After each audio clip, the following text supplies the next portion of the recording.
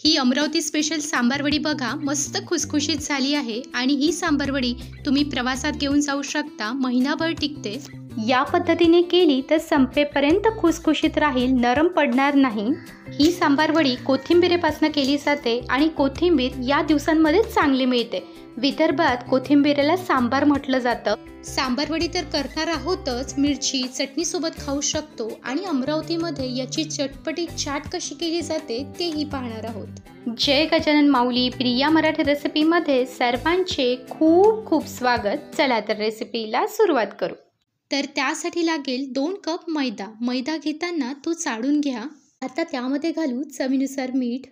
मीठ मैद्यामध्ये मिक्स करू आणि मिक्स करून झालं की आता थोडं पसरवून घ्यायचं। आता मी इथे 4 चमचे तेल गरम करून घेतलं। सांबारवडी खुसखुशीत होण्यासाठी तेल कडकडीत गरम हवं, त्यासाठी थोडा मैदा तेलावर भुरभुरायचा। असा फेस आला तर समजायचं तेल कडकडीत गरम झालं। आता हे कडकडीत तेलाचं मोहन मैद्यावर घालू।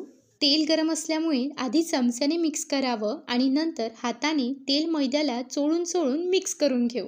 1 कप मैद्यासाठी 2 चमचे तेल बरोबर होतं, यापेक्षा जास्त घेऊ नका। तेल जर जास्त झालं तर सांबारवडी तेलकट होईल। तेल मैद्यामध्ये मिक्स करून झालं की आता असा गोळा करून बघायचा। जर मैद्याचा असा गोळा होत असेल तर तेलाचं प्रमाण अगदी बरोबर आहे। तेल मैद्याला लावून झालं की आता थोडं थोडं पाणी घालून घट्ट भिजवून घेऊ। 2 कप मैदा भिजवण्यासाठी अर्धा कप पाणी लागतं। मैदा जर पातळ झाला तर सांबारवडी तेलकट होते आणि सांबारवडी जमतही नाही, त्यासाठी घट्ट भिजवून घ्या। तर हे बघा, मैदा अशा प्रकारे घट्ट भिजवून घेतला। आता यावर झाकण ठेवून 15 ते 20 मिनिट बाजूला ठेवू। आता आपण मैदा भिजवून घेतला, तर आता सांबारवडीसाठी लागणारं सारण तयार करून घेऊ। त्यासाठी कढई गरम करून घेतली। आता त्यात घालू 1 वाटी शेंगदाणे। शेंगदाणे आपल्याला मंद गॅसवर खरपूस भाजून घ्यायचे आहेत। मंद गॅसवर भाजल्यामुळे शेंगदाणे आतपर्यंत छान भाजली जातात। तर हे बघा, शेंगदाणे मी छान खरपूस भाजून घेतले। आता हे काढून घेऊ आणि हे पूर्ण थंड झाल्यानंतर जाडसर वाटून घेऊ। तर शेंगदाणे थंड झाल्यानंतर मी जाडसर मिक्सरला फिरवून घेतले। हे बाजूला ठेवू आणि आता काही मसाले आपल्याला भाजून घ्यायचे आहेत। तर त्यासाठी कढई गरम करून घेतली। आता 1 चमचा तेल घालू। तेल मध्यम गरम झालं की आता अर्धा चमचा जिरं छान फुललं पाहिजे। आणि आता 1 चमचा मिरची आणि आलं जाडसर कुटून ते घेतले। 1 मिनिट तेलावर परतवून घेऊ। मिरची तेलावर परतवून झाली की आता लागेल 1 चमचा तीळ, त्यानंतर 1 चमचा खसखस आणि 1 चमचा सौंफ। तीळ, खसखस आणि सौंफ आपल्याला 2 मिनिट तेलावर परतवून घ्यायची आहे। खूप वेळ परतवून घ्यायचं नाही, चवही बदलते आणि कलरही डार्क होतो। तीळ आणि खसखस परतवून घेतले की आता आपल्याला लागेल 1 चमचा तिखट। तिखट तुम्ही तुमच्या आवडीनुसार कमी जास्त करायचं असेल तर करू शकता।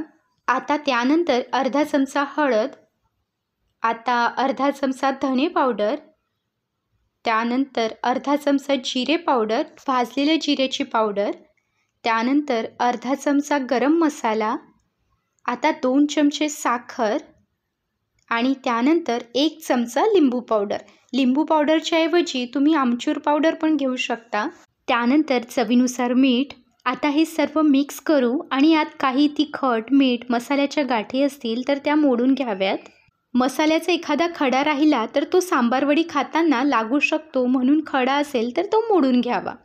सर्व मसाले मिक्स करून झाले की आता यामध्ये घालू शेंगदाण्याचं कूट।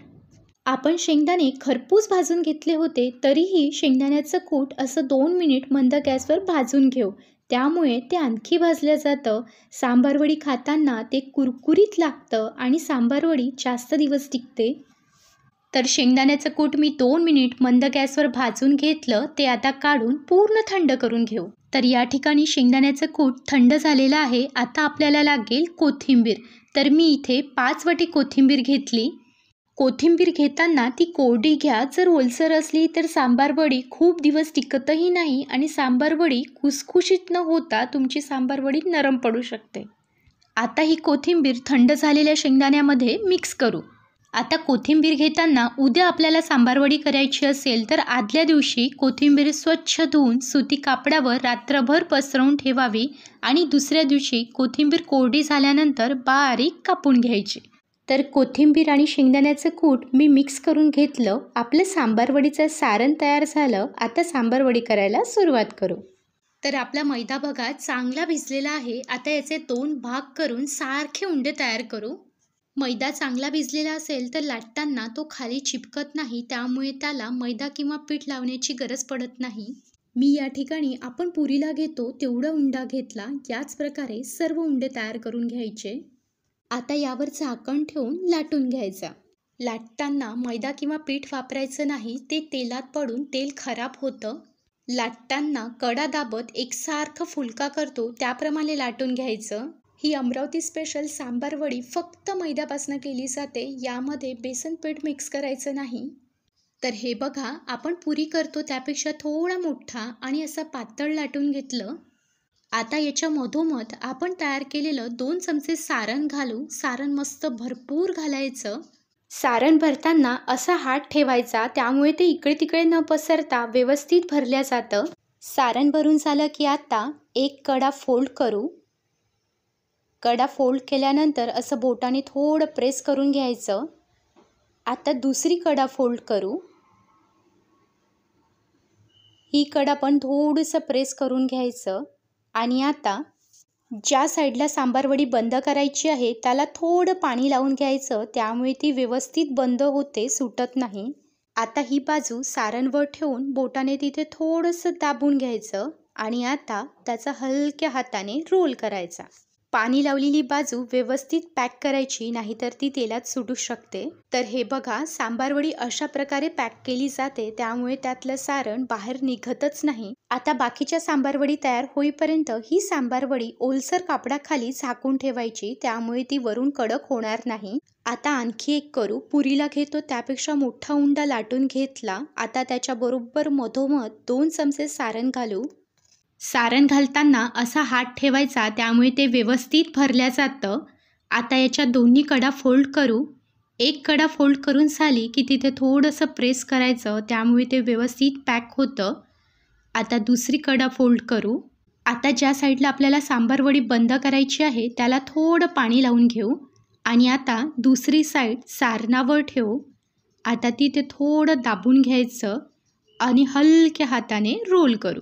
पारी लाटताना मधात पातळ आणि कडेला जाड अशी लाटू नका, त्यामुळे ती फुटू शकते. तर हे बघा अगदी सोप्या पद्धतीने आपण सांबारवडी तयार करू शकतो. तर इथे मी सर्व सांबारवडी तयार करून घेतल्यात.